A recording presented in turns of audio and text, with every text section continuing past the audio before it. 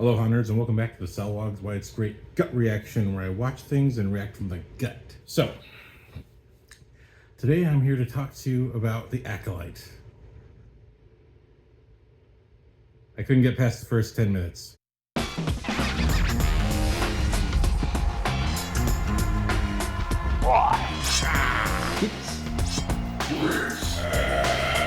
Gut reaction.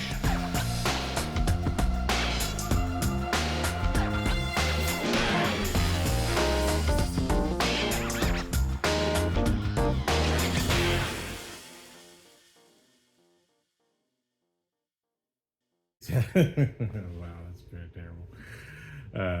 Wow. No, seriously, I couldn't get past the first 10 minutes. Okay. What I'm really here to talk to you about today is I rewatched Star Wars Episode 2 Attack of the Clones. Every time I watch that movie, especially since the sequels, I appreciate it more and more for what George Lucas was trying to do. I think I understand a lot of the old school fans, people who grew up with the originals. I understand you don't like the prequels for this and that reason. But I grew up with Phantom Menace as my first Star Wars. And to me, Phantom Menace is perfect. And, forgiving, Jake Lloyd getting in the Naboo fighter and just by autopilot being involved in the final battle. As silly as that is, I don't care. I still think that's a perfect film, and I'll get into that some other time. But going back to Attack of the Clones, I understand a lot of people felt bored and all that. And this was probably the only Star Wars of the prequels that I also didn't see in theaters. I was just so broke at that time, and I was a kid, so I didn't have the courage to ask my parents for money to go see it. But anyway, like I said, from the storyteller's point of view, I've been watching a lot of interviews from George Lucas. Sam Witwer has some very insightful points of view on YouTube. Sam Witwer, the actor who was on Smallville and Battlestar Galactica, amongst other things. I mean, he is a real Star Wars fan, and there's just some fantastic perspectives out there. I know there's been quite a number of movies in my life that when I was younger, in my teenage years, I saw them go, that's bogus, I don't like that, that's stupid, that's boring. But then, years later, someone explains something to you about that film, and then you watch it with that kind of in mind, and you go, oh, actually the movie's brilliant. When you understand what they're talking about and where they're coming from or what they're trying to do, suddenly the film takes on a different life to you. And sometimes this can just happen by basic life changing for you in general. I think one of the number one things people want from Phantom Menace, and from Hayden Christensen, a lot of what I've heard is they want this kind of Damien story. They want this sort of sick, depraved person to be the main character. To me, that's what you want, okay? That's what you want. That's your baggage in a box. Okay? That's your baggage in a box. That's not what George Lucas is trying to say. Okay? And as an artist, I had this discussion with someone once very recently-ish, where their perspective was that once you put art out, it belongs to the people, and people can think whatever they want. And I said, as an artist, I have to completely disagree with you. I think the artist creates art for a reason, and you can sit there and just judge it however you want in a very selfish kind of way, or you can be a student. You can let go of your ego. You can let go of your baggage. What do I want? I want it this way because I'm a big boy. You can let go of that baggage and actually ask, hey, well, why is the story this way? And if you listen to George Lucas's interviews, the way he talks about both the prequels and the originals, he talks about them in the sense of the 3-act structure. So for those of you who don't know what the 3-act structure, it's very simple: beginning, middle, end. So although when you watch the first Star Wars, Episode 4, although you are getting a whole journey of Luke Skywalker, leaving his home, going on a great adventure, and blowing up the Death Star. Spoilers. Although there's a 3-act structure inherent to that, in essence, it's still technically, from George Lucas's point of view, the first act of his story. Our hero has just set out on his journey and really makes his first victory in this journey. And that's really what's going on in terms of the larger arc of the trilogy. That's all that's really happening. And in the second movie, he takes on a new mentor and he starts actually training to do the thing that he has set out to do. And he neglects his training. Very, very similar to Star Wars, where he's like, no, I gotta stay on the farm. I can't join your rebellion. But in this case, it's an emotional drive. He leaves his training because his Jedi senses tell him, oh my God, my friends are in danger. I gotta go help them. But his mentors are telling him, but if you leave, you are actually not ready to help them. You will cause more harm than good. And then what his mentors say comes to pass. And then when you see him in the third movie, Return of the Jedi, he has finished his training to the extent he's allowed to go about and use his powers as he sees fit and go on his adventures, rescue his friends, rescue them appropriately and successfully. And not only that, but Luke Skywalker has matured as a man. So not only has he finished his training, but he has found his self. He has found his North Star.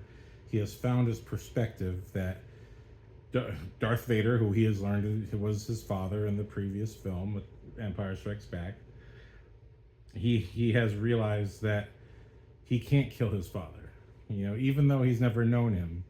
And the only form of knowing him has been through the torment of his friends and the slicing off of his own hand. He sensed the good in his father, and he's going to lean in on that. And he's going to, on purpose, not just in a lackadaisical, oh no, mentor, you're wrong, but as an adult, as someone who is aware of himself, who feels within himself what feels right to him. As an adult in this third act, he's deciding to not do what he's been told to do. And in essence, if you think he's on the side of the rebellion, isn't that the whole point of the rebellion? If you know what's right, you got to do what's right.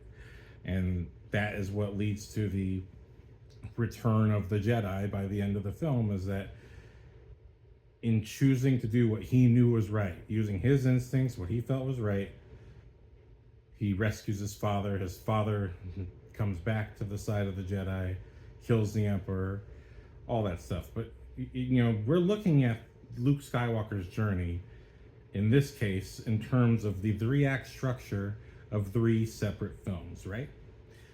So when it comes to Phantom Menace, and we're looking at now Anakin Skywalker, George Lucas has said in interviews, his whole point of Anakin Skywalker is to say that it doesn't take a Damien to become Darth Vader.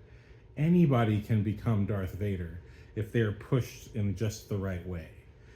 Not unlike what the Joker had to say in The Killing Joke. Except in this case, he's saying, here's someone who is one of the greatest of the heroes. Even he could fall. Even he could become as bad as the bad guys, or perhaps the worst bad guy. And so what I like, even in Phantom Menace, Jake Lloyd's character, he's kind of a sweet kid. He's a slave, but his master isn't too abusive to him, or his mother. But it's because he's so useful. He has this knack for technology, this knack for knowing what to do in situations. His utility makes him a necessity for his master to treat him right. But also he's not only that, he's resourceful and he's thoughtful, and he really comes up with the plan when Liam Neeson and when Qui-Gon and Obi-Wan and Padme arrive, and their engine part is not working.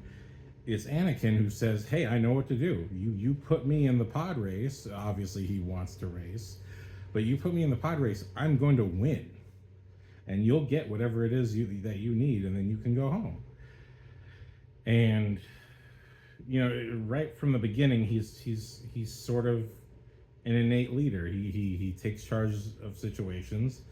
He comes up with ideas, and he acts on them. And this is something James Cameron talks about leadership, that in some people it's an innate. Well, no, he says leadership is an innate quality that people have, that certain people have. Hence, John Connor, when you see him in Terminator 2, he has this buddy that he kind of leads around. And the point of the buddy being there is to show you how John Connor can kind of take charge of situations, and people will just kind of instinctually follow him because they just feel like they feel he knows what he's doing. And so Anakin Skywalker is no different from that in that essence.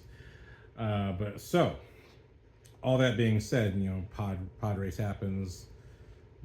Still one of the great Star Wars sequences. I mean, I've always been a fan of Return of the Jedi, the amazing speeder bike sequence. Which before it even happens, we get that great shot of Luke Skywalker busting out the lightsaber and deflecting and killing the stormtrooper.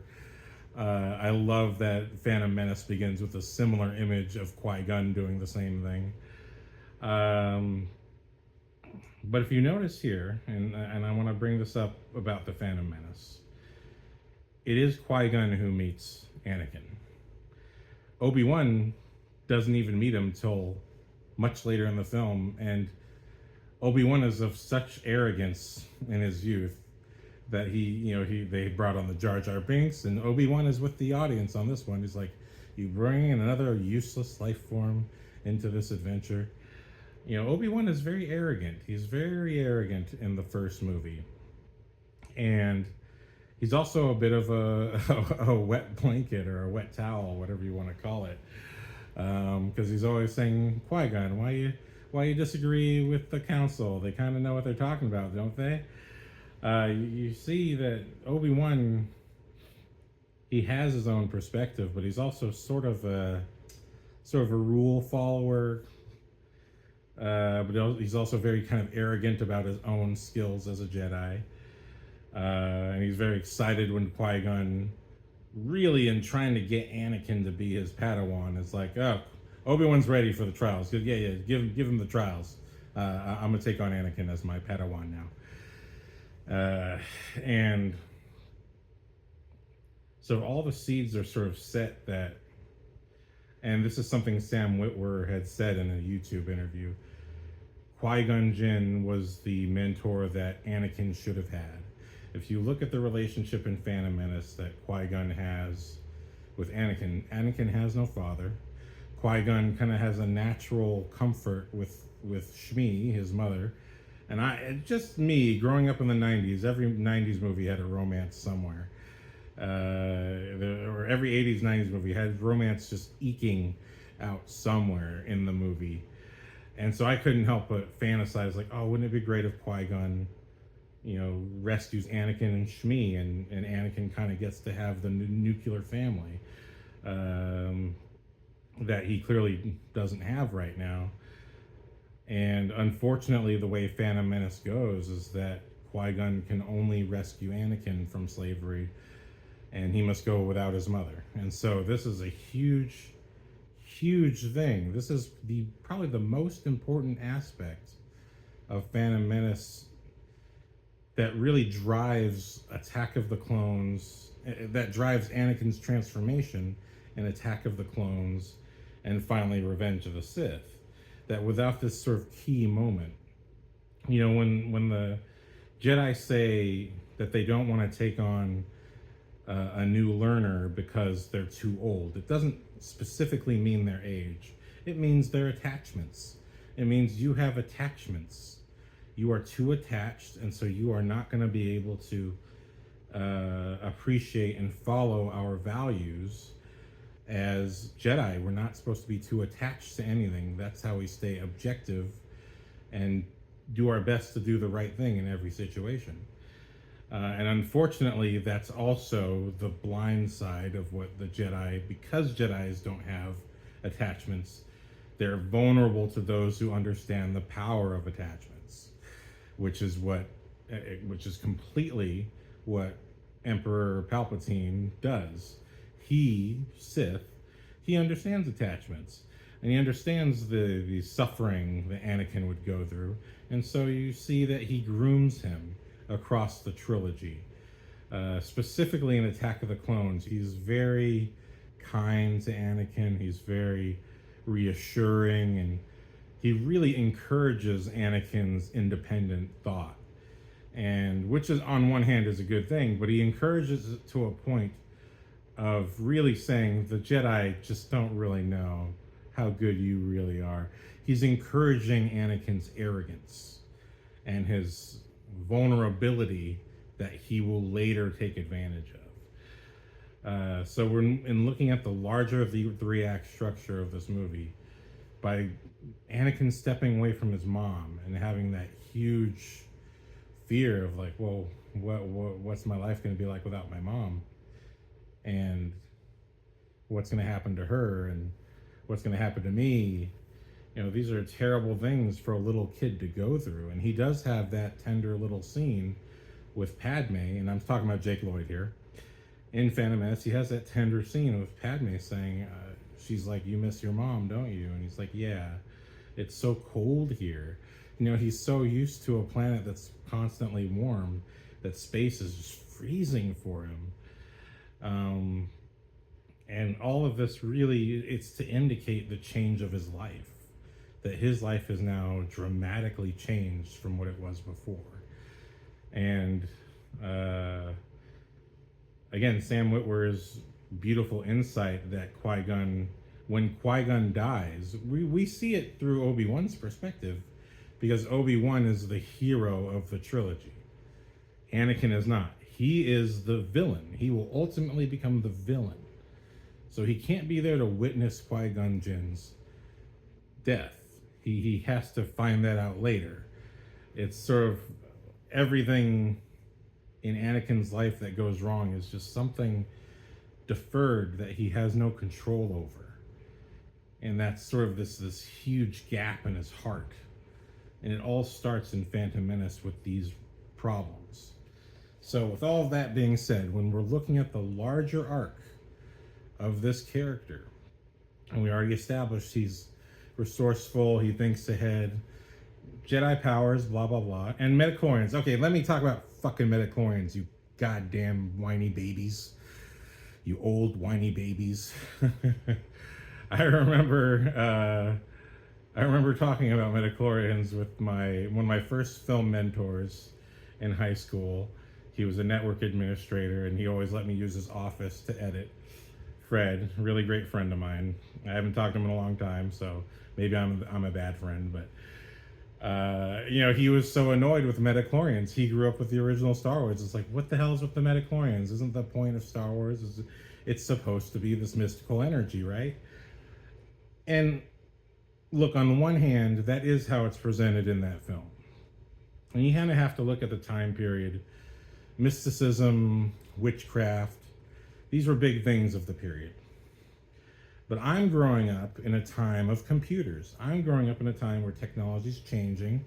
I've already grown up with both Terminator and Jurassic Park, both of which, the whole point of those movies is that technology can change so rapidly that the entire world will be affected like that.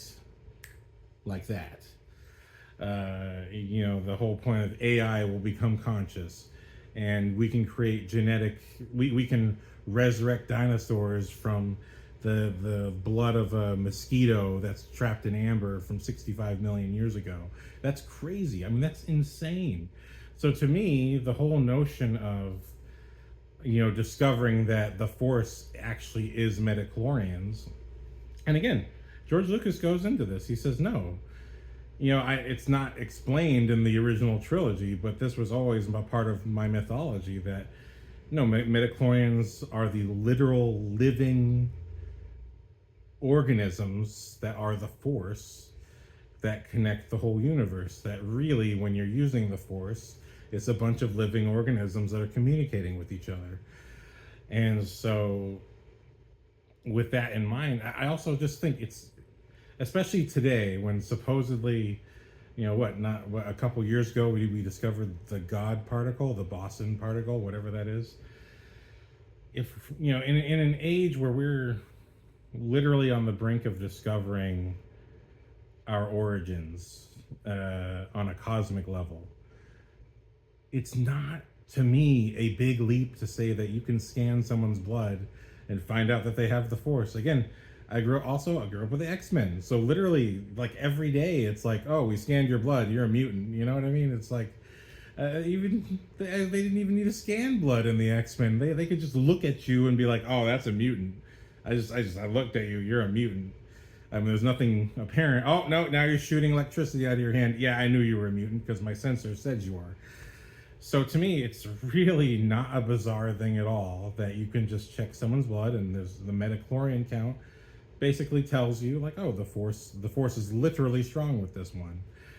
And people are just so offended by this, but I'm like, in a post-Jurassic Park world, and in a post-Higgs-Boson particle world, in a post-X-Men world, how is midichlorians really that surprising and shocking and weird? I don't get that. I'm on the opposite side of that. Like, I don't get, this isn't weird. This isn't weird, but midichlorians is weird. You're weird. You know what I mean? It's just like, you want magic. And I think that's the whole thing, is everyone wants Santa Claus. No one wants to find out that Santa Claus isn't real. So when you hear the Force is this mystical, unexplainable thing, and no one ever said it was unexplainable, it just wasn't explained. Okay? It's just, okay, my midichlorian rant is over. Or is it?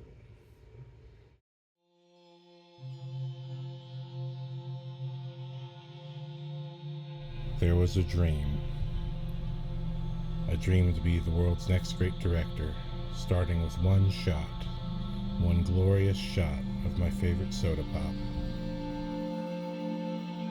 Oh, looks like my nephew wants to take a shot at me. Right in the face.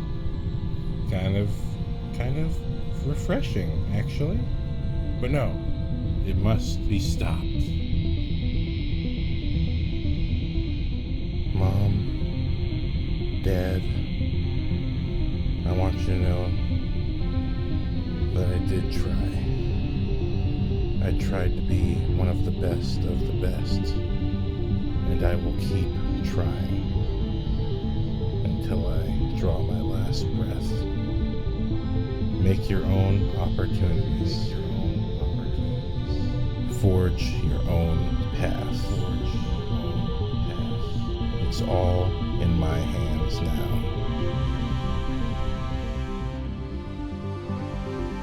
I believe. Thank you for everything.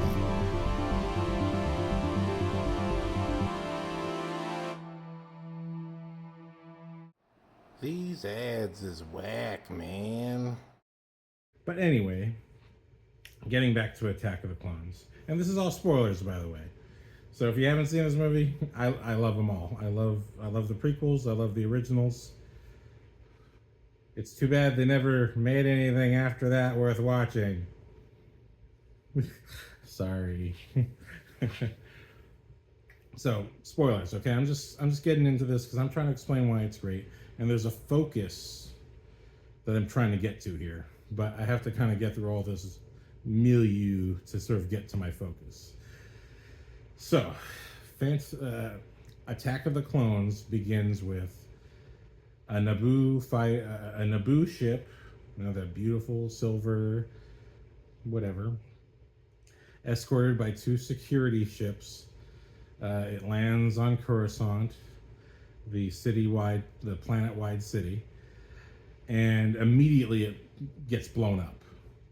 And we see people come out of it falling to their deaths, and one of them looks like Queen Amidala, but then a security officer woman runs up to Amidala, or what appears to be Amidala. We realize, oh no, She pulls off her helmet. It's Padme.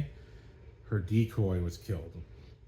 And what I never noticed in previous viewings, they really hang on Natalie Portman looking at her dead decoy. And it's I realize now that it's a setup. It's both a setup for the fact that she's going to die in the next film, but also it's her realizing, Jesus, someone is trying to kill me. And really, it's like she's kind of the hero of this story. Now, she's not the protagonist. The protagonist is Anakin Skywalker now, but she's the hero of the story. Like Princess Leia, she's driving what happens with her is driving the main action of all the other characters. So this is, why are people trying to kill Senator Amidala? Why are they trying to do this? All this, and although this scene is fairly short, it's long enough for us to really get the sense of her dread for things. And she even has a look like a chill went up her spine, like she kind of senses this is a prelude to something for her, that things aren't going to end well. And I never really caught that before. And then we have this next scene where she's talking to Supreme Chancellor Palpatine with the escort of Mace Windu and Yoda and a few other bureaucratic people. And there's this interesting scene where he's trying to say, where Palpatine is like, you should have a Jedi escort you wherever you go, just to make sure you're safe. And he suggests Obi-Wan, but he's really suggesting Anakin. And then there's this little moment where Padme's saying something, and he finishes her sentence, and only Yoda notices.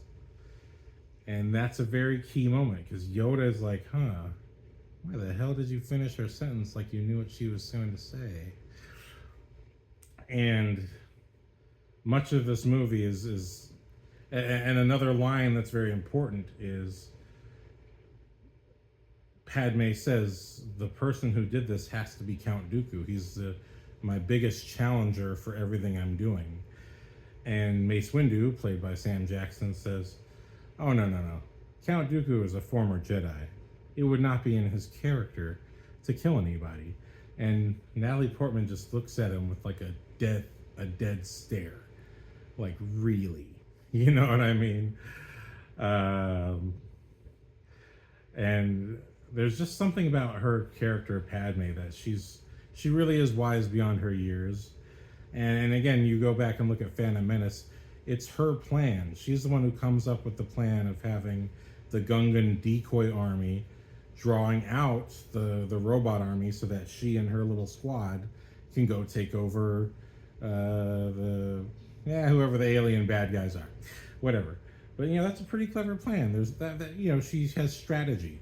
One of the things I love most about the first Avengers is that Captain America leads the Avengers at the end, and he has a strategy for how to handle the oncoming army. You know what I mean? It's not just everyone fight. It's like, no, each one of you has a strength, and you have to use your strength strategically so that we can limit the amount of casualties and limit the amount of destruction. And Padme is very much like that, where she is the one coming up with all these things. But here she is talking to Mace Windu, and what I think is a beautiful moment is that we have these two moments happening at the same time. One is Yoda noticing, hey, something funny about Palpatine right now. Something seems off about him. Is he force sensitive? Is he a force person?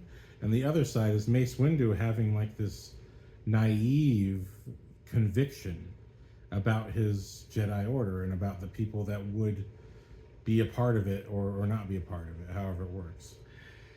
And you realize his conviction, his naive conviction, matches her sort of fierce intelligence. And that, this is the real conflict of the prequel trilogy, is naive conviction versus fierce intelligence. That if you could loosen your conviction enough to pay attention more, or if you could loosen your fierceness enough to use your intelligence properly, something of the sort. But that this sort of element is a key thread that's important to pay attention to, especially in this film. And I know, Red Letter Media complained, and I understand. It was my complaint too. When we finally get to Anakin and Obi-Wan, it's just, oh, they're in an elevator, and Anakin's nervous. But here's where I'm getting to my focus point. If you've noticed my podcasts, and I started to realize it myself, and so now I try to tighten my podcast to what they're really about. Each movie that I review, when I review it, there's a specific lesson regarding the storytelling or the filmmaking. Usually I'm talking about film language, which is the director's job. What I want to talk about today is, what is the purpose of dialogue? That is the focus of this review. That's what I want you to understand, because remember, I started off being very upset with Acolyte. But what is the purpose of dialogue? See, this is a screenwriting question. And yes, people don't like George Lucas's dialogue, but you know what? When you watch the Disney Plus or the Disney version of Star Wars, and people make yo mama jokes and people talk like normal people, do you not distinctly feel that you're not watching Star Wars? Does it not just, like, in your gut, in your heart go, man, this isn't how Star Wars people talk? You know what I mean? Is that not there within you, that you don't feel it yourself? I mean, get out of here. Okay. What is the purpose of dialogue? Let me just get to it with Attack of the Clones now, because I've led you on with all this other crap. So we begin. Obi-Wan and Anakin are on the elevator, and they're a bit, and Anakin's nervous. Okay. Fine, whatever. The very next scene, Obi-Wan and Anakin are sitting with Padme, again surrounded by Padme's security and other people. And Obi-Wan's being very diplomatic and saying, we will do our best to protect you in this time. And Anakin very quickly asserts, we're going to find the person who's trying to kill you. You know what I mean? The first thing that happens when they meet Padme is that Anakin is just so delighted to see her, he cannot hide it. He's like practically blushing. And even Padme kind of has a glimmer of something when she sees him. But her being, I say, the far more intelligent one, hides it better. But essentially, in this first sit down, Anakin is asserting what he feels must be done. He's an alpha, right? He's an alpha. He's trying to take control of the situation. But right away, because he's saying all of this, Obi-Wan's like, whoa. This is not what the council told us to do. We're just supposed to watch out for her. And Anakin says, Jedi watching out for a senator? It's overkill. Obviously, investigation is implied in our mandate to protect her. And Obi-Wan is just so upset with him because he's talking back. He's arguing with him. You're my mentor. Shut the fuck up. I'm the older one. I'm the one saying what's happening. Shut your mouth. That's really what's going on in this dialogue scene. And this is a problem that Anakin has through multiple scenes. It's later on, when it's after they find the assassin and they don't get the name Boba Fett. Anakin is left alone with Padme to be her protector, and Obi-Wan is sent off to go investigate further. And in the scene with them two alone, again surrounded by bureaucrats and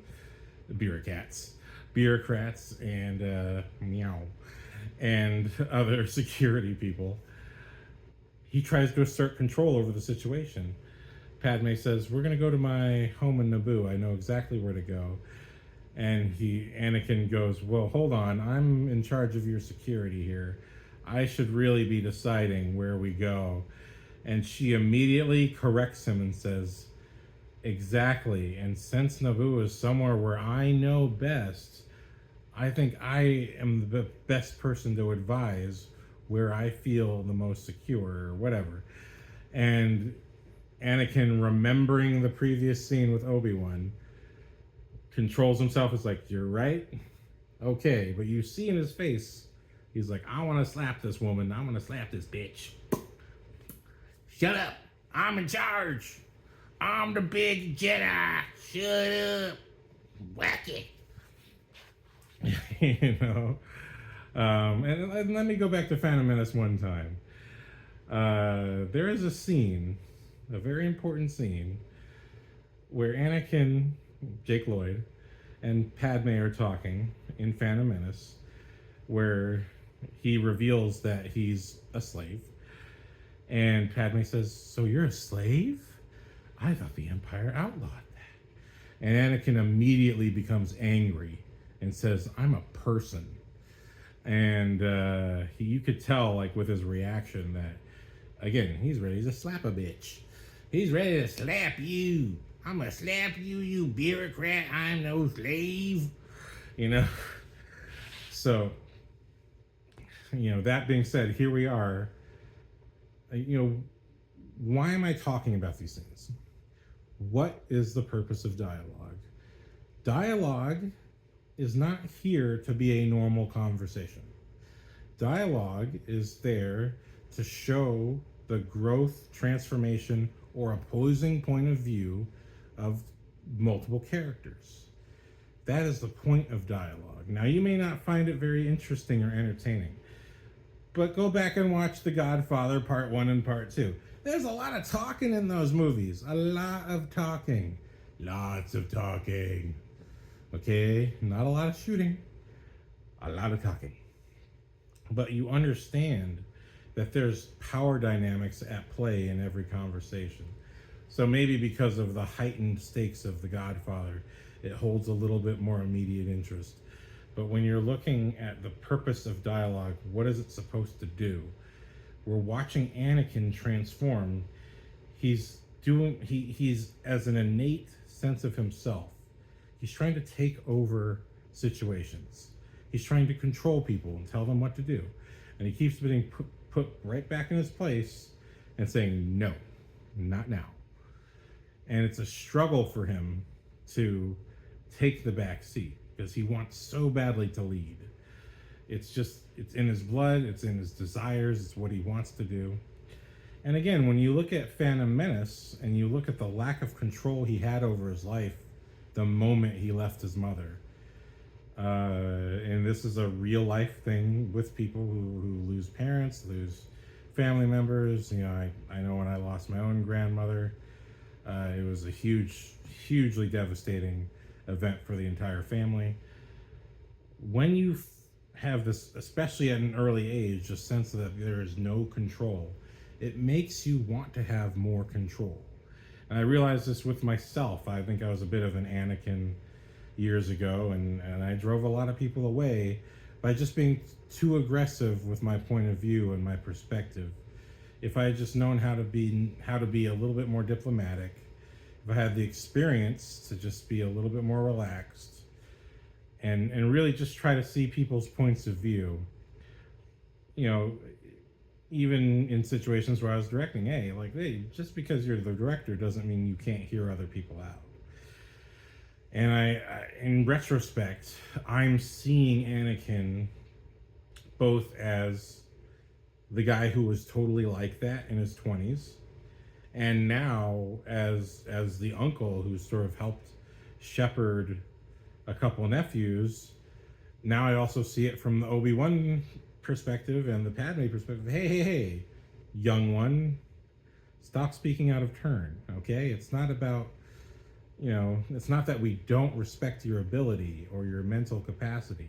It's just that you are speaking out of turn. And you need to just trust the people who are talking to you right now, that we are doing what we feel is best.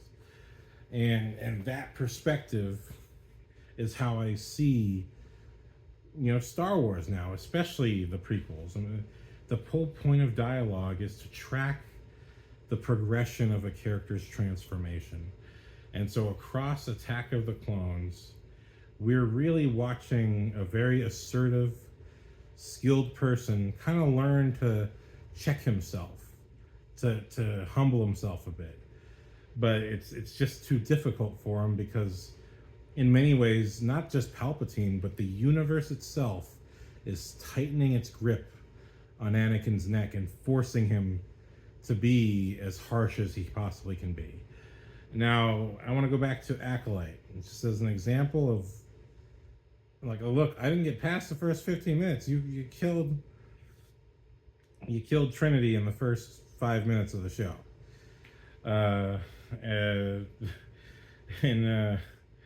Jesus, that opening action scene was just bad. It was just bad. Look, I've been a filmmaker for a long time. I've been studying movies for a long time. I've been studying film language for a long time. And it's very important to understand that action scenes are not about cool moves. Even in a martial arts movie, action scenes are not about cool moves. Action scenes are just as much about intention and emotion as a dialogue scene. Action is simply dialogue with fists. So we have this whole action scene that's, basically got a bunch of fists being exchanged. But because the relationship is so unclear, it could be made much clearer with better choices in how the action is doled out. But not only that, it's just everything in that opening is just like stuff we've seen before. We've already seen Obi-Wan Kenobi, where the Force-sensitive black girl is taken by the bad guys, and now she grows up with revenge and wants to kill the person that took her. You're doing it again in The Acolyte. And even worse than that, when we reach her doppelganger, the little assassin that kills Trinity, when we see her doppelganger, her twin sister, and look, I didn't get that far, but I got far enough to understand, obviously twin sister, okay, whatever. It's kind of like Titan AE, but God, the dialogue is so bad. She wakes up with this very cool camera move. Okay, nice camera move. And then she sees another technician guy, young, handsome brother. And, how you doing? You know what I mean? It's just like, the dialogue is just common. It's casual. There's nothing being said. Nothing is being said. And this is my entire problem with this beginning. And then she gets out and she's being very cocky with how she's talking to her boss. And it's like, again, it's dialogue and things we've all seen before in other movies and shows being recycled. The cockiness, the everything. It's all, we've seen it all before in other movies and shows. And you're not bringing anything new to it. You're not telling your own story. And then there's a little fire in front of her, and then she stops and she hears screaming in the distance. And I'm like, God damn, look, I've seen Team America too, but stop it. Okay, at some point start telling a story. I'm so tired of Disney's version of Star Wars. It's everything is something you've seen before. And again, you listen to George Lucas talk about Star Wars, he talks about every movie. I try to take us somewhere we've never seen before. I try to give us a new environment. I try to take the characters in a new direction that we have not seen before.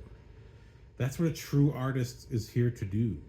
That is what art is. That's why Batman Returns is nothing like Batman 89, except for the dark stylism. But if you really look at the two movies, they're very different movies. You know, the characters are going in different directions. Even look at still talking about Batman, from Batman Begins to The Dark Knight to The Dark Knight Rises. No, none of those movies are the same movie. The filmmaker understands that repetition is boring. Yes, certain elements have to be consistent, but repetition is boring. It's not interesting. Ultimately, it will not hold the interest of the audience. And so, watching The Acolyte, you look at you. I'm like, oh my God, the fakest dialogue and the worst possible delivery of all time. Again, what is the purpose of dialogue? If all they were going to say is, look at you, how to see you. I mean, really, it's just like, get out of here. We could just see her outside working. We don't need to see her talk to anybody. You know what I mean? That there's no function to the dialogue. And again, she meets the Jedi guy who she kind of knows. And it's like, again, I haven't seen you in so long. Oh, we have tension. Everything we have seen before. We've seen it all before, mate. We've seen it all before. You know, the purpose of dialogue is to reveal character and move that character forward every single scene. You know, if you're trying to catch us with tropes and emotional baggage, it's just not going to work. You have to start off with the character in a situation that defines who that character is. Now, again, while Attack of the Clones didn't start off Anakin in an action scenario, eventually he got to one. But the most important thing about starting off with Anakin and Obi-Wan in the elevator, and then immediately they're having a conflict, is to tell you this is where the character is. He is a young learner, but he's so assertive and he's so arrogant and proud of his own opinion. He is pissing everyone off around him. And people can't stand him because he just won't stop asserting what he feels needs to be done, whether he's right or not. But when you do get to the action scene, what's beautiful when they're chasing the assassin who sends in those little creepy centipede things to kill Padme. During that action scene, for the entire chase, you realize that Anakin is so in tune and has such a perfect sense for what to do. He's so in tune with the Force. He tracks that's the assassin across the entire city, and even realizes that at a certain point, like, if I keep chasing they learn it's her, she's gonna die, and then we won't have any information at all. And it's not until they finally figure out that the assassin has gone into some bar that's when Obi-Wan takes over, and you realize that this is the difference between the two characters, is that while Anakin's senses are beyond, he is ahead of everybody. He still just does not have that inner control. Because as soon as they're in a social situation, Obi-Wan knows exactly what to do. He knows how to set the trap for the assassin by presenting himself in a very easy kill spot. While meanwhile, Anakin, who has basically lost the scent, is searching around. Obi-Wan puts himself in a perfect spot for the assassin to come up and try to kill him, and then he turns the tables. So this is a very important thing, is that while they're not introduced in an action sequence, the movie does begin with an action sequence, but the importance of the beginning action sequence is to show us Padme's life is on the line. And this is the inciting incident that brings Obi-Wan and Anakin into her life again. If we didn't have that incident, they would have no reason to be there. And so then when we get to their action sequence, both their dialogue before and their action sequence, they have conflicts with each other. Obi-Wan is trying to tell Anakin what to do, but in the middle of the action, no one is better than Anakin. He knows what to do in action scenarios. It's just he doesn't know what to do when things calm down. He doesn't know how to control himself. He doesn't know how to deal with calm situations and social situations, because he's just too much of sort of an independent spirit. And this conflict, again, in the action shows it as well. So even though we're in an action scene or a dialogue scene, we're all filling and building out the character and where the character is going. That is the most important thing about every single scene. It has to build up.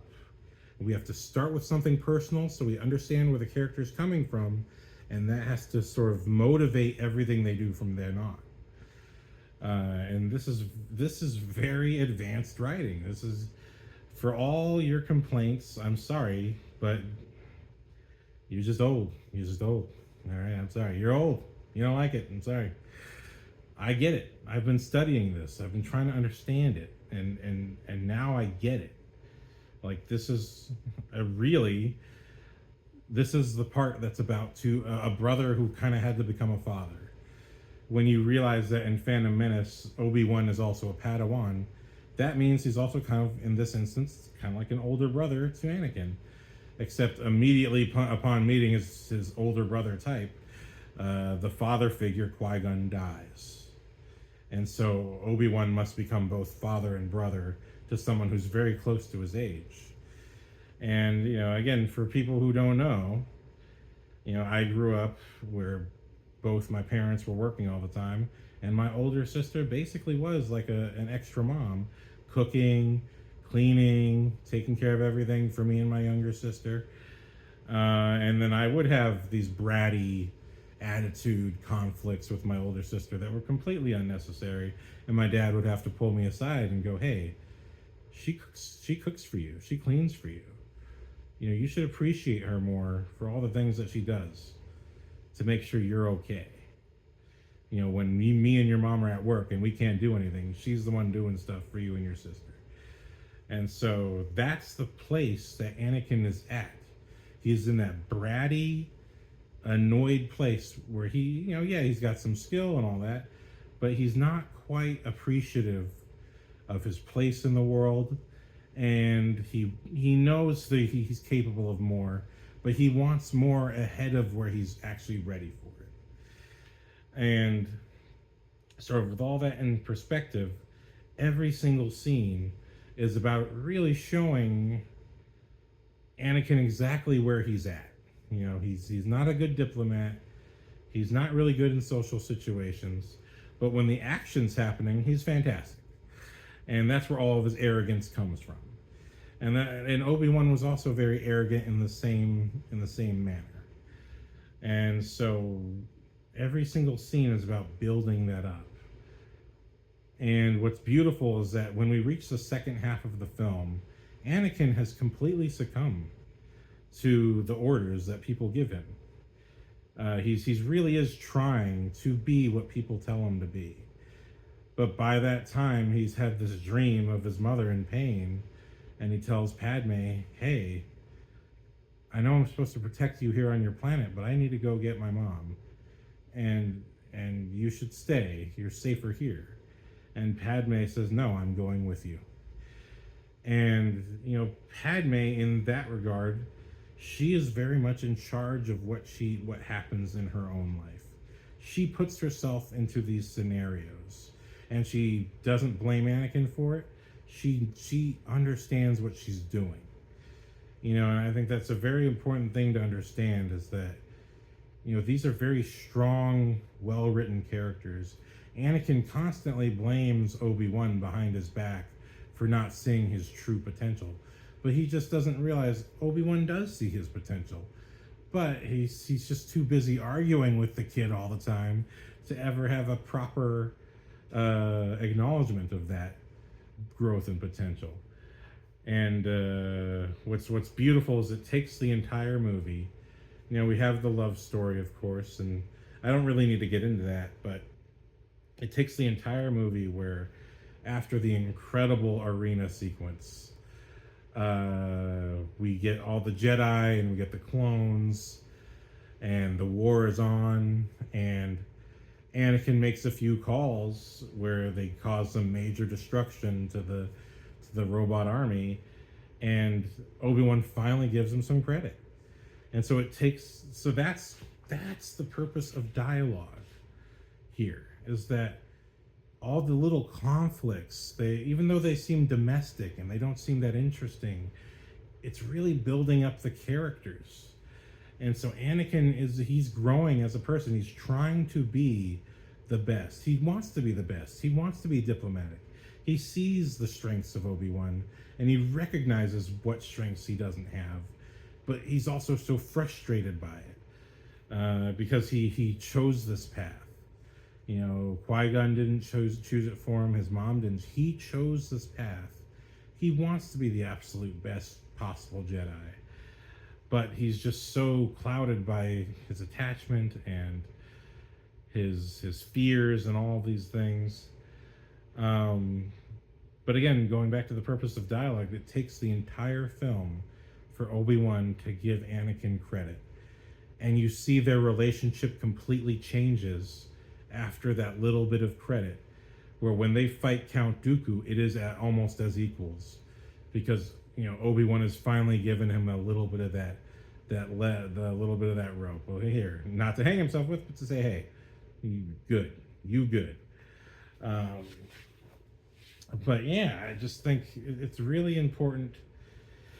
Again, it's in the action as well. The action tells you everything about the character. You know, every action sequence is about what's going on with the character on the inside. And it may not appear to be nuanced, but those nuances, if it's done right, should still be there.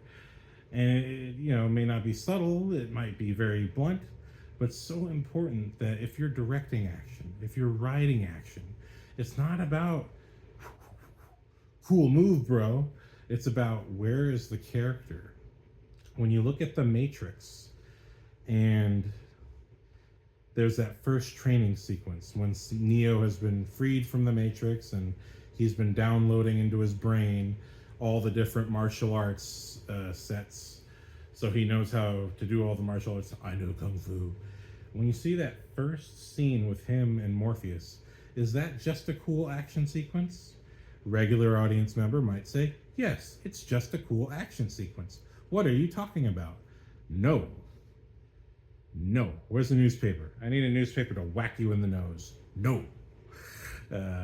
Seriously, that action sequence is about discovery. So Morpheus is not just fighting Neo to see if he knows Kung Fu. He's pushing Neo to see if the qualities of the One will come out of him. Will he start moving faster than normal?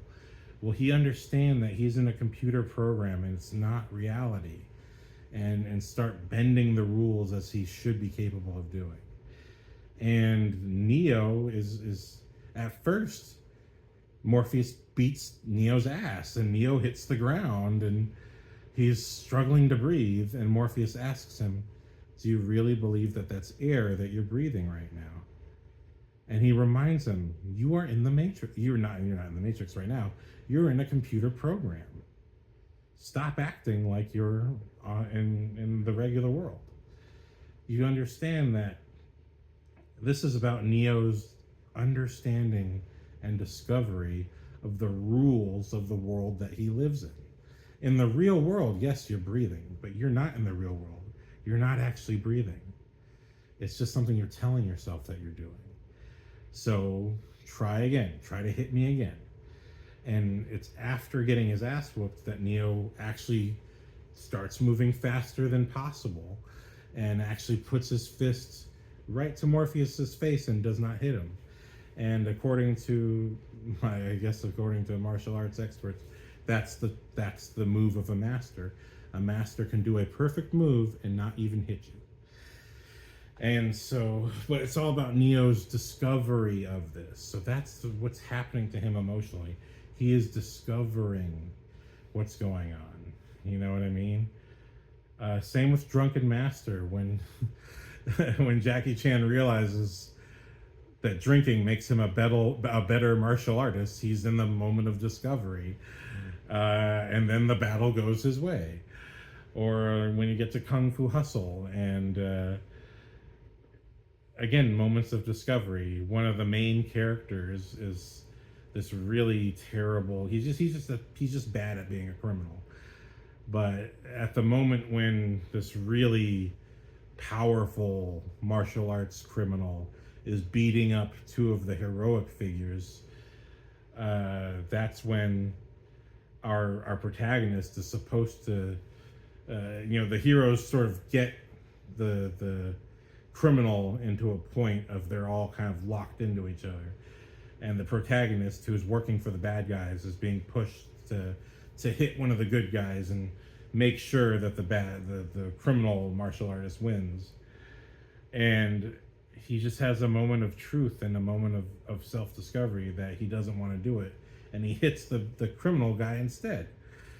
And then right afterward, the criminal guy literally pounds his face into the floor and says, "Why did you do that?" And obviously he can't respond with his mouth, and he just, with his free hand, picks up a stick and taps it on the criminal guy's head. So it's comedic. It's very comedic, but it's a moment of discovery for that character, that he realizes he has a conscience.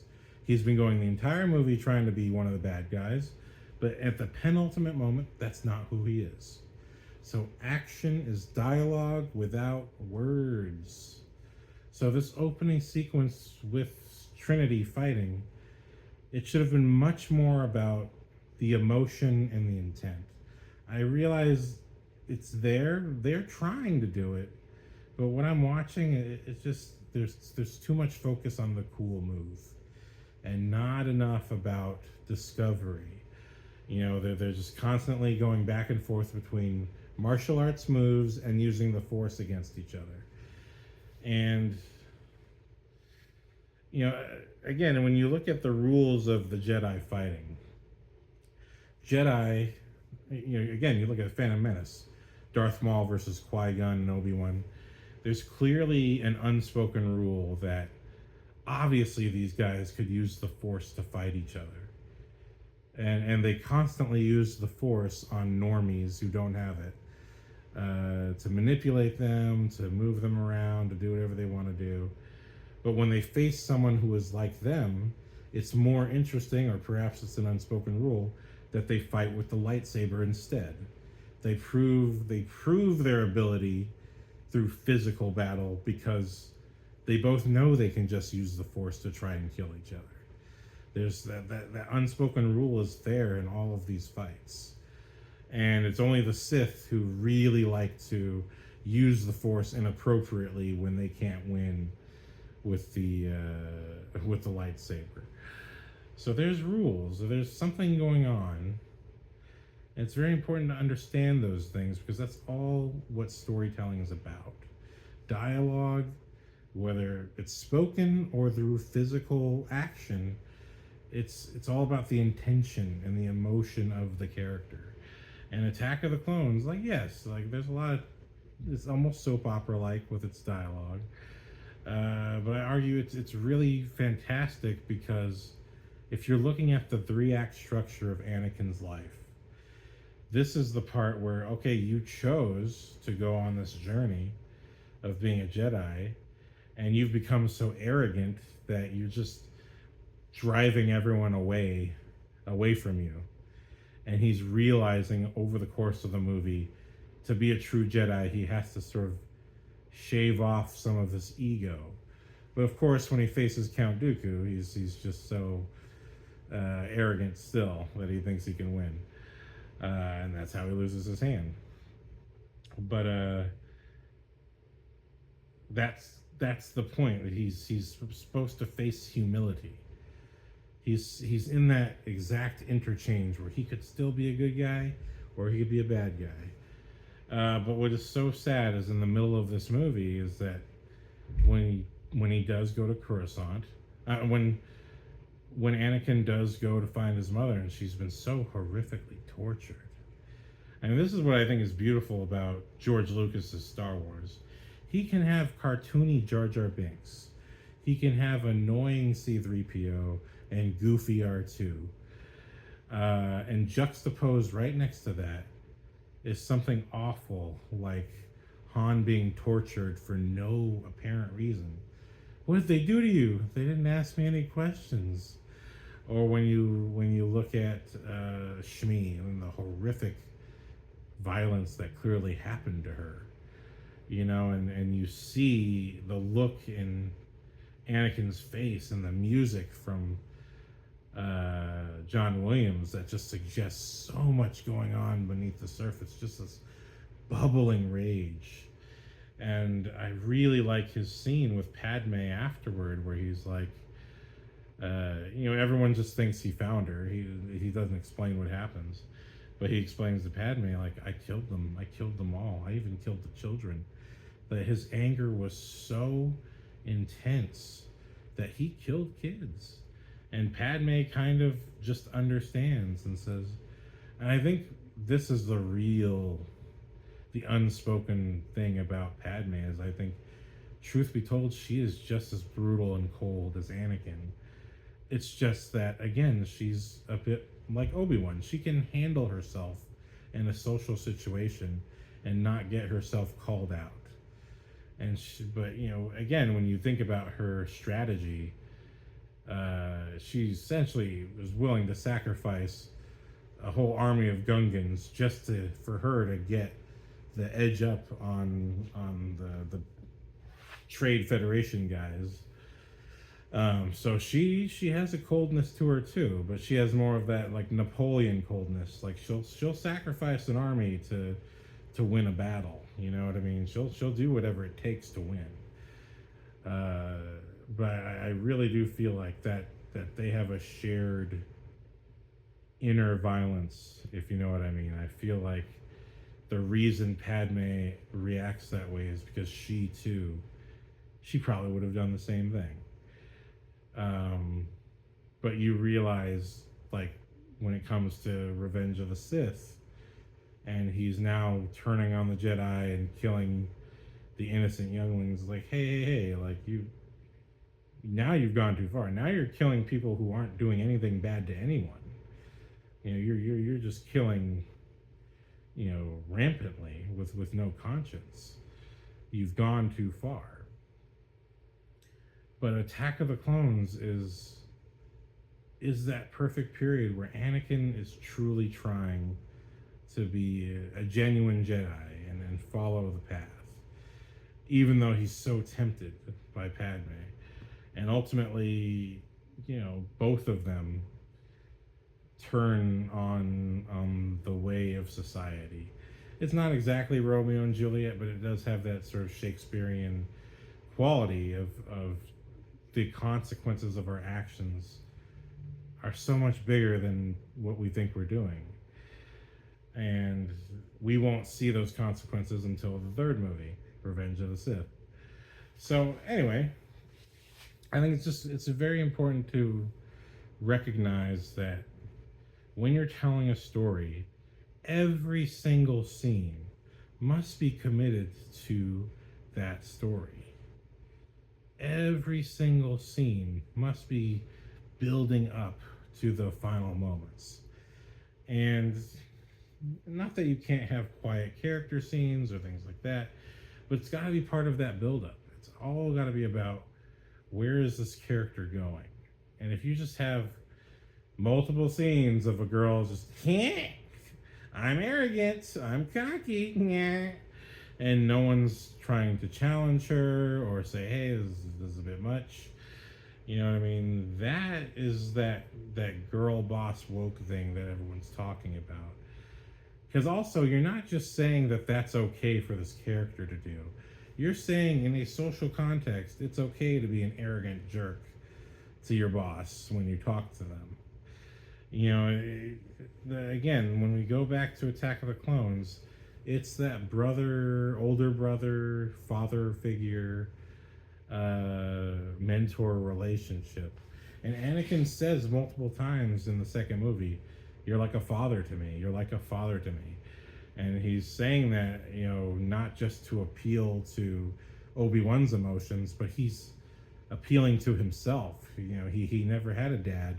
Qui-Gon should have been his mentor. Qui-Gon was the closest thing to a true father that he had, and he listened to Qui-Gon and trusted Qui-Gon. And now he has to just trust Obi-Wan, who just seems just as arrogant as he is. And again, the naive conviction versus the intense intelligence. And that's what Anakin is struggling with within himself. He's like, he doesn't necessarily believe in the convictions of the Jedi. He believes there's more to himself and more to the Force than he's being allowed to do. But he's trying his absolute best to be a good boy. And that's his conflict throughout the whole movie. That's why he behaves the way he behaves. And if you're tracking the dialogue, you're watching him try to be a good boy. And I think that was something that, when I was watching it this time, to see that character growth and generation, I really appreciated it. I really felt like, man, I've been you. I think people don't like reflections of themselves. And to me, again, like, Anakin acted the way I did so many years ago.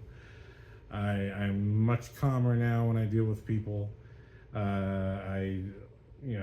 Also when I used to be more like Anakin's, assertive beyond necessity, kind of driving people away with intense opinions and all that.